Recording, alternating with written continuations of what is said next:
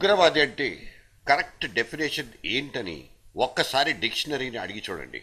అది చెప్పిన మీనింగ్ ప్రకారం మన దేశంలో 121 కోట్ల మంది తీవ్రవాదులు ఉన్నట్లు మనమే అంచనాకొస్తాం.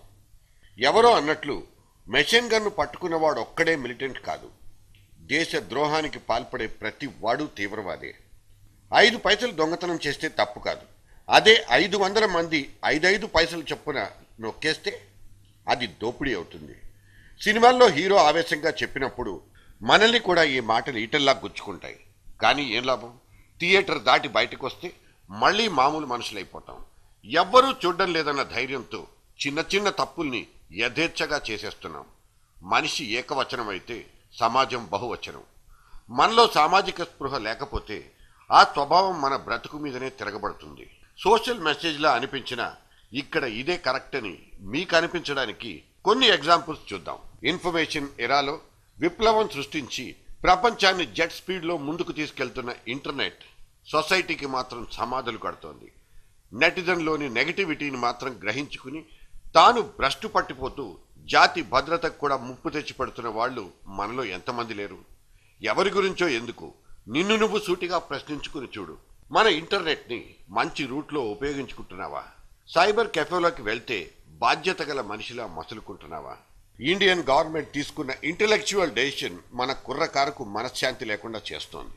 కాస్త సందు దొరికినా సైబర్ కెఫేల్లోకి దూరి ఎడాపెడా బ్రౌజింగ్ చేసి పడేసే నెటిజన్కు సైబర్ కెఫేలు రన్ చేస్తున్న యజమానులకు ఏ మాత్రం మింగుడు పడని ఆంక్షల్ని విధించింది.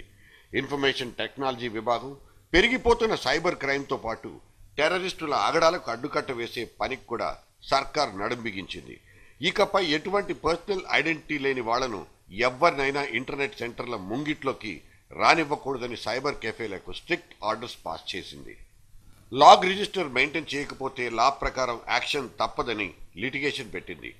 అందుకు సహకరించిన వారికి నో ఎంట్రీ బోర్డు పెట్టేయమంది. ఇన్ఫర్మేషన్ తప్ప ఇల్లీగల్ యాక్టివిటీస్ కోవలోకి వచ్చేవి ఏం బ్రౌజ్ చేసినా అది సైబర్ నేరమే అవుతుందని తేల్చి పారేసింది. ఇన్ఫర్మేషన్ సాకుతో ఇంటర్నెట్లో దూరి బూతు సాహిత్యానికి అలవాటు పడిన పిల్లకాయలు కుర్రకారుకు ససేమిరా నో పర్మిషన్ అంది. ఇంటర్నెట్కు ఎడిక్ట్ అయిన వాళ్ళు దీన్నింత ఈజీగా డైజెస్ట్ చేసుకోలేకపోతున్నారు. అయితే రెస్ట్రిక్టెడ్ ఎంట్రీని తలుచుకుని తెగ కుమిలిపోతున్న సాటి నెటిజన్లు ఒక కామన్ లాజిక్ని ఎందుకు అర్థం చేసుకోలేకపోతున్నారు? ఇటువంటి సేఫ్టీ అండ్ సెక్యూరిటీ మెజర్స్ వలన కాస్త ఇబ్బంది కలిగినా ఫైనల్గా గుడ్ రిజల్ట్స్నే ఇస్తుందని ఎందుకు సాటిస్ఫై కాలేకపోతున్నారు? అసలు ఈ సిచ్యువేషన్కి దారితీసిన నిర్లక్ష్యం మన నుంచే వచ్చిందని ఎందుకు ఒప్పుకోలేకపోతున్నాం? ఇక ఇదిలా ఉంటే ట్రాయ్ రెగ్యులేషన్స్ కు బాయ్ చెప్పి సిమ్ కార్డ్స్ అమ్మకాల్లో నెట్వర్క్ కంపెనీలు సాగిస్తున్న దాష్టీకాన్ని ఇప్పుడు ఒక్కసారి చూద్దాం. ఆల్ ఖైదాకైనా లష్కరే తొయ్బాకైనా స్కెచ్ చేయాలంటే ముందుగా కావాల్సింది సిమ్ కార్డే. సిమ్ కార్డుకున్న ఇంపార్టెన్స్ అటువంటిది. అసలే టెర్రరిస్టులు వరుస విధ్వంసాలతో బ్రేక్ డాన్స్ చేస్తున్న ఈ సీజన్లో సిమ్ కార్డ్ సేల్స్లో నెట్వర్క్ కంపెనీల నిర్లక్ష్యం దేశాన్ని డేంజర్ జోన్లోకి నెట్టేస్తోంది. మీ ఇష్టం వచ్చింది ఎక్స్ప్రెస్ చేసుకోండి, బట్ మీరెక్కడికి వెళ్ళినా మీ వెంట మేముంటాం, ప్రపంచాన్ని మీ ముందుంచుతాం అంటూ పబ్లిసిటీ ఇచ్చుకునే నెట్వర్క్ కంపెనీలు దేశ భద్రతను ఇగ్నోర్ చేస్తున్నాయి. దేశ అంతర్గత భద్రతకు సవాలు విసురుతోన్న తీవ్రవాదులకు రిస్క్ ఫ్రీ సొల్యూషన్స్ ఇస్తున్నారు. కిరాణా షాపుల్లో కూరగాయల్లా, పాన్ షాపుల్లో గుట్కా ప్యాకెట్ల విచ్చలవిడిగా సిమ్ములు నమ్మి సొమ్ము చేసుకుంటున్న కంపెనీలకు దేశ భద్రత పట్టదా? ఇక్కడ చూడండి, కిలో చికెన్ కొంటే సిమ్ కార్డు ఫ్రీ. మేము చేపలు తీసుకుందామని వచ్చిన తర్వాత ఇక్కడ సిమ్ కార్డు ఫ్రీ ఇస్తానంటే చికెన్ తీసుకున్నాం. చికెన్ తీసుకుంటే సిమ్ కార్డు ఫ్రీ అన్న వాళ్ళే తీసుకుంటూ జరిగింది. Most panic state the great ఆంధ్రప్రదేశ్లో ఏ టౌన్కి ఎగినా, ఏ గల్లీలో కాలిడినా ఇప్పుడు కనిపిస్తున్న బోర్డులు, వినిపిస్తున్న హోర్లు ఇవే. రండి రండి రండి బాబు, ఇక్కడ సిమ్ కార్డులు ఫ్రీ, పైసా ఖర్చు లేదు, డాక్యుమెంట్లతో అసలు పనే లేదు, సింపుల్గా రండి, సిమ్ కార్డ్స్తో వెళ్ళండి. ఇది ఇప్పుడు సిమ్ కార్డ్స్ అమ్మకాల్లో లేటెస్ట్ ట్రెండ్. సిమ్ కార్డ్స్ అమ్మకాల్లో కాంపిటేటివ్ స్పిరిట్కు సరికొత్త డెఫినేషన్లు ఇస్తున్నాయి ఈ కంపెనీలు.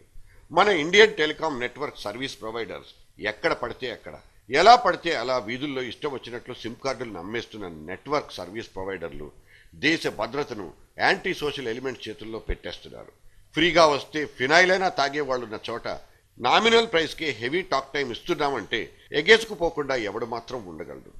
పర్ఫెక్ట్ అడ్రస్ ప్రూఫ్ లేకపోయినా, పర్సనల్ ఐడి లేకపోయినా, ఆ మాటకొస్తే అసలు పర్సనే లేకున్నా సిమ్ కార్డులు మాత్రం ఇబ్బడి ముబ్బడిగా ఇచ్చేస్తున్నాయి మొబైల్ అవుట్లెట్లు. వితౌట్ సర్టిఫికేషన్ నో యాక్టివేషన్, అదంతా ఒకప్పటి ప్రిన్సిపల్. కానీ ఇప్పుడు నడుస్తోంది మాత్రం ఓపెన్ డోర్ పాలసీ.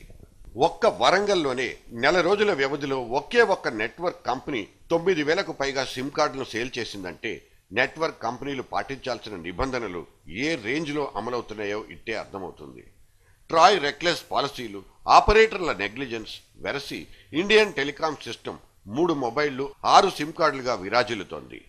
ఈ సమస్య ఏ ఒక్క ప్రాంతానికో సొంతం అనుకుంటే పొరపాటే. పోస్ట్ పెయిడ్ సిమ్ల జారీలో ఉన్న ఆసక్తి, బిల్లుల కలెక్షన్లో ఉన్న కాన్సంట్రేషన్ ప్రీపెయిడ్ సిమ్ సేల్స్లో చూపించట్లేదన్నది ఓపెన్ ఫ్యాక్ట్. ఫ్రీ ఆఫ్ కాస్ట్తో వచ్చిన సిమ్ కార్డుతో టెన్షన్ ఫ్రీగా క్రైమ్స్ చేస్తోంది ఒక సెక్షన్ యువత. ఫ్రీ సిమ్ కార్డులుండగా రీఛార్జ్ కూపన్లు ఎందుకు దండగా అనుకున్నారో ఏమో కానీ ఊరకే వచ్చిన సిమ్ కార్డులతో అదే పనిగా అమ్మాయిల్ని వేధిస్తున్నారు కొందరు ఆకతాయిలు. సెల్లుంటే చాలు ఎంతసేపైనా సొల్లు కొట్టుకోవచ్చు అనుకుని కొంతమంది యువతకు ఇది వరమే అయినా అమ్మాయిలకు మాత్రం శాపంలా పరిణమిస్తోంది. somehow he got my number, maybe ఏదో ఒక నెంబర్ కొట్టబోయి నా నెంబర్ తగిలిండొచ్చు. బట్ ఒకసారి అమ్మాయి వాయిస్ అనగానే they started teasing me are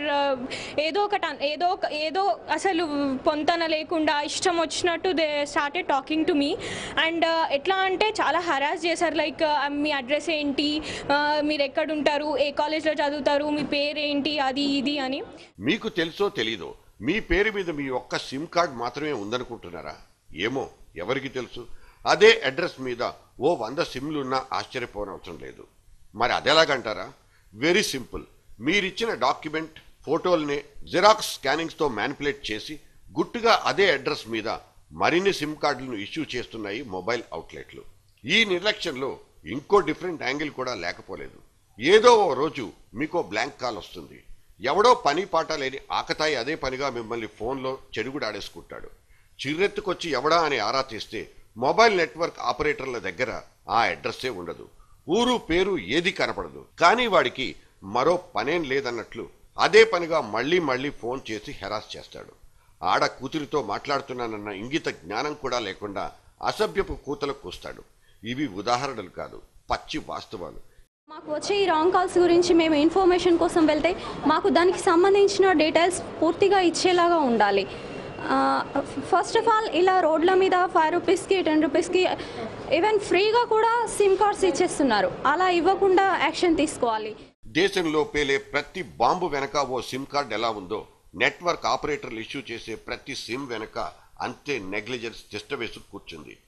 రూపాయి సిమ్ కొంటే 35 రూపాయలు, 20 రూపాయల సిమ్ కొంటే 50 రూపాయలు ఫ్రీ టాక్ టైంను ఆఫర్ చేస్తూ ఆకతాయిలకు అసాంఘిక శక్తులకు ఫుల్గా స్పీకింగ్ ఫ్రీడమ్ ఇస్తున్నాయి మొబైల్ నెట్వర్క్ కంపెనీలు. కోట్లకు కోట్లు పోసి లైసెన్సులు కొన్నాం కనుక కనుచూపు మేరలో నా నెట్వర్కే వినిపించాలనేంతగా పోటీపడి మరీ అమ్మకాలు సాగిస్తున్నాయి ఈ కంపెనీలు. కాంపిటేటివ్ స్పిరిట్తో దూసుకుపోతున్న నెట్వర్క్ సర్వీస్ కంపెనీలు మినిమం కర్టసీని పక్కన పెట్టి స్టేట్లో పానిక్ సిచ్యువేషన్ని క్రియేట్ చేస్తున్నాయి.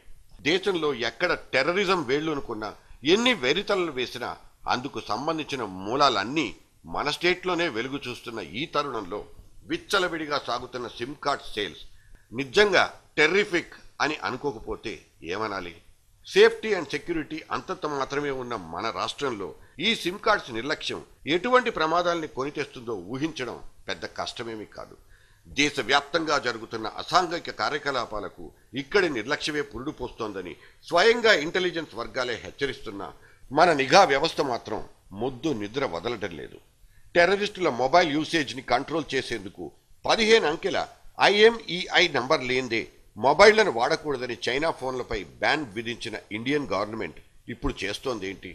మొబైల్ ఫోన్ల వాడకం మీద ఆంక్షలు విధించి చేతులు దులుపుకుంటే సరిపోతుందా?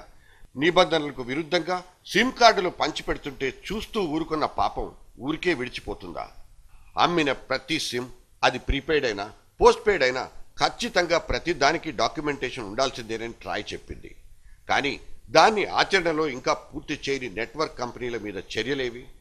ఇక ప్రభుత్వం మాత్రం వేలం పాటల్లో వందలాది కోట్లు కుమ్మేసి తాంబూలాలు ఇచ్చాం తన్నుకు చావండంటూ ఈ సెల్ ఫోన్ కంపెనీలకు రాష్ట్రాలు రాసిచ్చేశాయి. ఇదే ఇప్పుడు కత్తి మీద సామై కూర్చుంది. విచ్చలవిడిగా సిమ్ కార్డుల్ని అయిన కాడికి అమ్మేసి మార్కెట్లో అచ్చోసిన ఆంబోతుల్లా చేస్తున్న సెల్చల్ అంతా ఇంతా కాదు. 121 కోట్ల ఇండియాలో ఇప్పటికే 80 కోట్లకు చేరిన సెల్ ఫోన్ నెంబర్లలో ఎన్నెన్ని సిమ్లు టెర్రరిస్టుల దగ్గర మరెన్ని యాంటీ సోషల్ ఎలిమెంట్స్ చేతుల్లో ఉన్నాయో ఈ లెక్కలు ఎవడు చెప్పాలి? Wrong number.